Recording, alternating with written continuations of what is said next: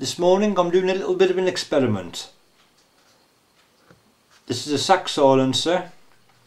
I'm going to try a little experiment using a wet and a dry silencer.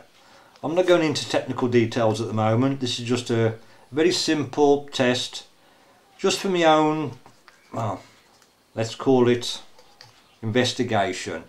I'm a bit curious. I've heard a lot about wet and dry cans and I just wanted to try it out. I'm going to try it simply by using Ely Subsonics. I'll have the camcorder something like 50 yards away, 60 yards away. Just fire towards the camcorder, and out of those 5 rounds, some of the shots will be taken with a dry sack and some of the shots will be taken with a wet one, just to see if there is any difference.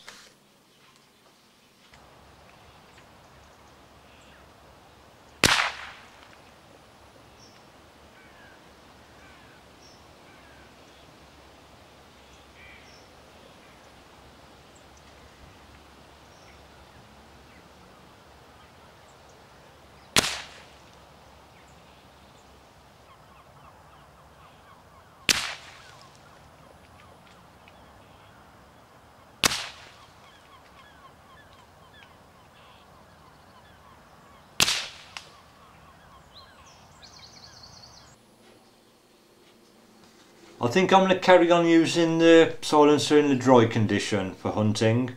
I'll certainly experiment with different wetting agents, different materials, to see if the wet design will make a difference. But for now, come to no conclusions about what is best, so might as well leave it dry. As for those 5 shots, what I actually did was 2 shots dry, 3 shots wet. So couldn't really tell any difference between them. They all sounded more or less the same.